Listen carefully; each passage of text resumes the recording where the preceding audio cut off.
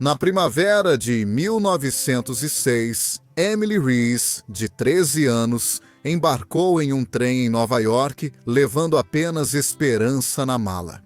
Naquele dia, Emily estava cercada por outros órfãos, alguns bebês, todos agasalhados e esperando serem acolhidos por estranhos que talvez lhes dessem uma vida melhor. Quando o trem parou em uma pequena cidade para uma de suas paradas programadas, Emily olhou através da multidão na estação procurando por rostos familiares. A família dela havia ido a uma reunião da igreja próxima e ela esperava que estivessem lá para recebê-la. Mas, à medida que os minutos passavam e a plataforma começava a esvaziar, o pânico tomou conta. Uma mulher da igreja se aproximou dela, suavemente, trazendo a notícia que nenhuma criança deveria ouvir. A família tinha ido embora sem ela. Emily, atordoada e de coração partido, escondeu o rosto nas mãos e chorou em silêncio. A ficha caiu de que as pessoas que ela acreditava que se importavam com ela tinham seguido em frente sem se despedir. Naquele momento, ela estava sozinha mais uma vez. O que veio depois foi uma longa e difícil jornada pelo sistema de adoção. Nos 5 anos seguintes, Emily foi transferida entre 7 lares diferentes em 4 estados distintos. Cada lar novo trazia nova esperança, mas, repetidas vezes, ela era tratada menos como uma filha e mais como mão de obra barata. A cada mudança, ela sentia o calor de uma família esfriar, sendo substituído por tarefas e silêncio e uma sensação persistente de não ser desejada, apesar das dificuldades que Emily enfrentava. Mas a história dela, embora comovente, não é única. Ela se tornou uma das milhares de passageiras do trem dos órfãos que viveram a incerteza da adoção, a dor do abandono e o sonho de um lar de verdade sempre fora de alcance. Esta é a história deles.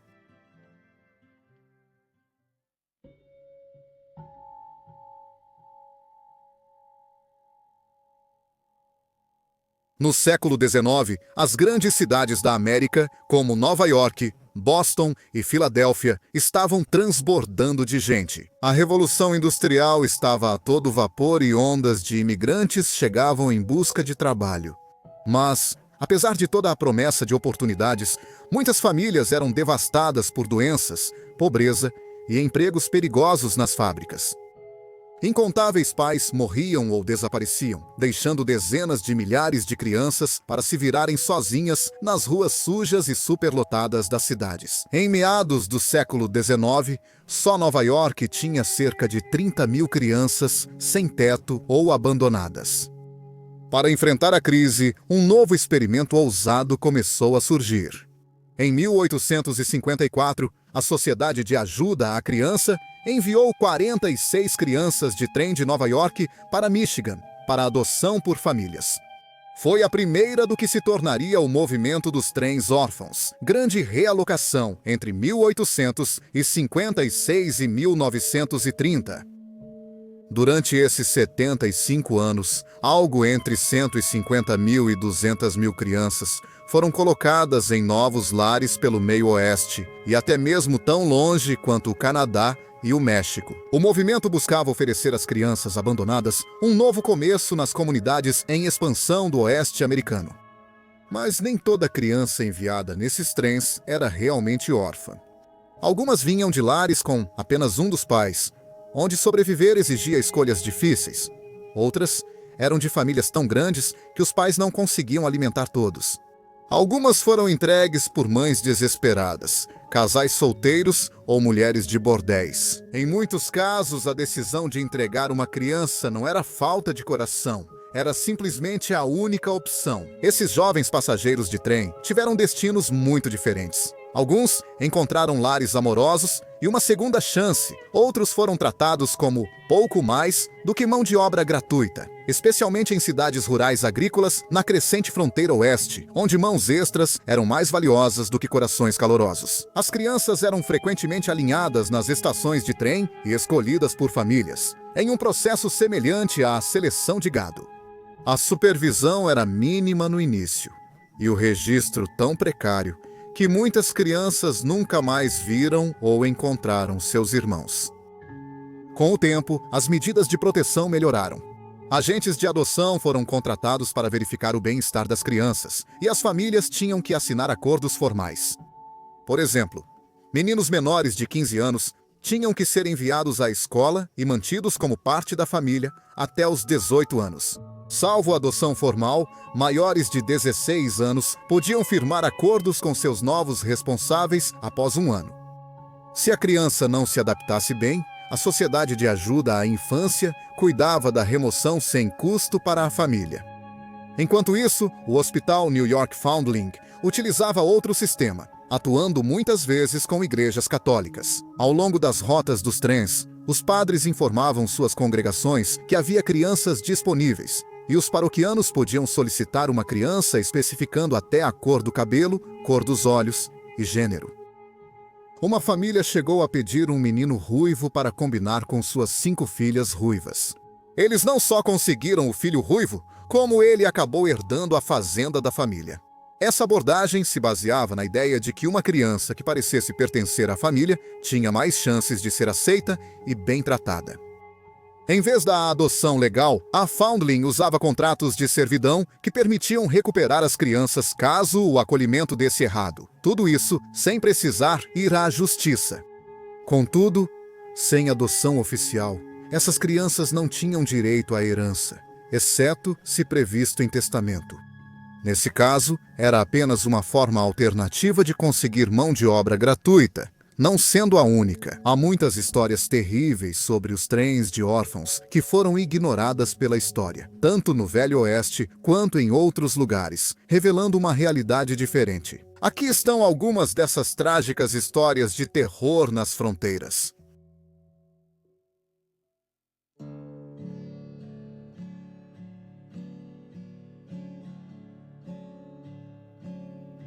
Como muitos esforços bem-intencionados na história americana, o movimento dos trens de órfãos também tinha um lado sombrio. Isso costuma ser deixado fora da história. Nem toda criança que saiu daqueles trens encontrou um lar ou uma nova chance. Na verdade, algumas encontraram apenas dificuldades, dor e exploração. Enquanto muitas famílias realmente abriram seus corações para essas crianças, outras viram uma oportunidade de mão de obra barata, mais um par de mãos para trabalhar nos campos ou cuidar do gado. Algumas crianças foram acolhidas sem a intenção de lhes dar um lugar de verdade na família, sendo tratadas mais como propriedade do que como pessoas. Os maus tratos iam desde frieza emocional até abuso físico explícito. Algumas crianças eram espancadas. Outras eram obrigadas a mentir para a Sociedade de Assistência à Infância. Durante as visitas de acompanhamento, os agentes diziam para sorrir e dizer que estava tudo bem, ou correr o risco de consequências piores. Esses não eram casos raros. Eram frequentes o suficiente para que críticos começassem a traçar paralelos com a escravidão. As crianças eram literalmente enfileiradas para inspeção, escolhidas com base na aparência ou força e submetidas a padrões impossíveis que nem mesmo os filhos biológicos da família eram obrigados a cumprir. Se os pais adotivos em potencial se decepcionavam ou não se encaixavam, as crianças eram devolvidas como mercadorias danificadas. Muitas crianças eram transferidas de casa por motivos superficiais, como atitude, formato do nariz ou aparência diferente do esperado. Uma criança foi devolvida por roubar um biscoito e outra por não se comportar como os novos pais esperavam. Uma citação: órfão deveria ser grato. O impacto emocional desse tipo de rejeição também é difícil de exagerar. Quando você é tratado como um problema a ser resolvido, em vez de uma pessoa a ser cuidada, isso pode fraturar seu senso de identidade de maneiras que permanecem para sempre. O primeiro do que se tornariam milhares de trens de órfãos chegou à pequena cidade de Dewagic, Michigan, em 1º de outubro de 1854. A bordo estavam 45 crianças da cidade de Nova York, escoltadas por E. P. Smith, da Sociedade de Ajuda à Criança. Quando chegaram, Smith ficou diante de uma multidão curiosa e descreveu as crianças como alguém descreveria gado. Segundo ele, os meninos eram fortes e úteis nas fazendas, e as meninas ajudavam na cozinha e na limpeza da casa. No fim da semana, Apenas 8 não estavam com famílias locais. Smith levou os poucos que restaram para Chicago e os enviou de trem, desacompanhados, para um orfanato em Iowa, onde o reverendo C.C. Townsend planejava colocá-los com famílias de fazendeiros da região que precisavam de mais mãos. Assim, o experimento foi considerado um sucesso e várias expedições semelhantes se seguiram.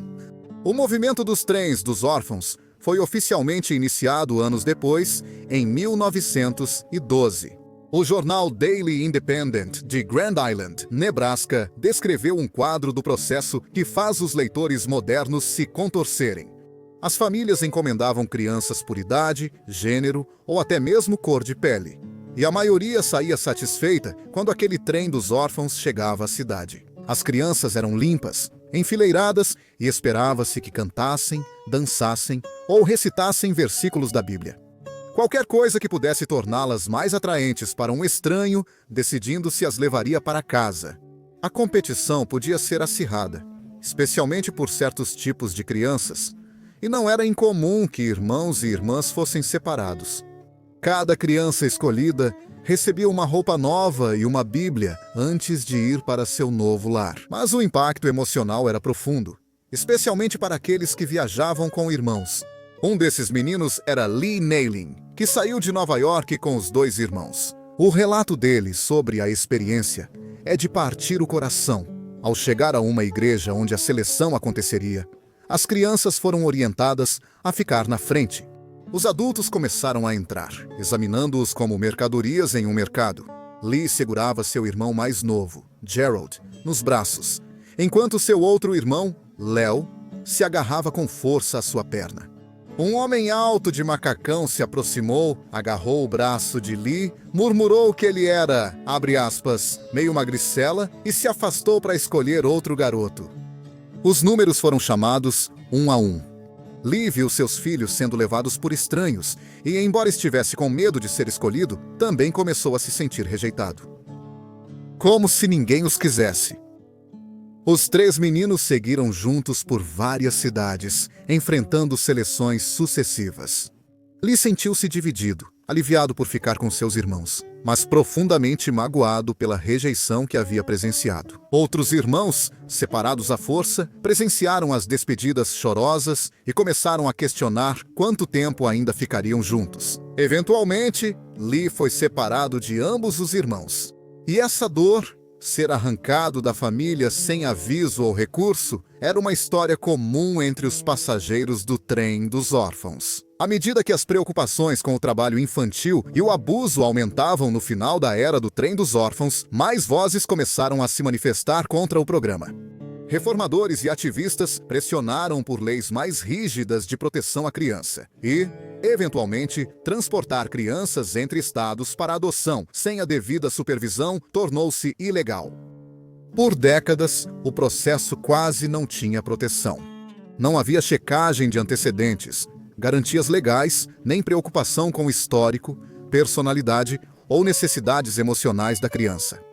Para muitos dos agentes que viajavam nesses trens, não importava se o adotante estava procurando uma criança perdida para substituir um rosto bonito, para vestir um saco de pancadas ou algo muito pior. Relatos de sobreviventes revelaram o quão assustadoras e traumáticas algumas dessas colocações podiam ser. Alguns foram abusados sexualmente, alguns foram espancados, outros simplesmente desapareceram, acolhidos e nunca mais foram vistos. Um órfão anônimo mais tarde lembrou o horror de ser inspecionado como gado. Um fazendeiro colocou a mão na boca do garoto para checar a saúde dos dentes. Era tudo o que eu podia fazer. Ele se lembrou de não mordê-lo? Essas histórias são desconfortáveis, por isso costumam ser suavizadas ou omitidas das narrativas tradicionais. Mas devemos isso a essas crianças, não só as que encontraram lares felizes, mas também as que não encontraram, contar toda a sua história.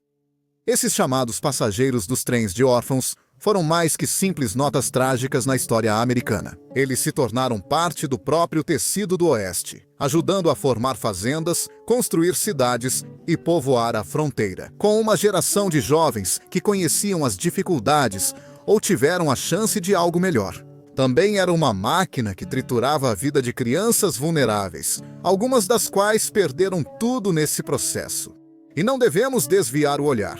Devemos lembrar de todos eles, porque seu legado é ao mesmo tempo inspirador e sóbrio, um reflexo da ambição e das imperfeições do Oeste americano.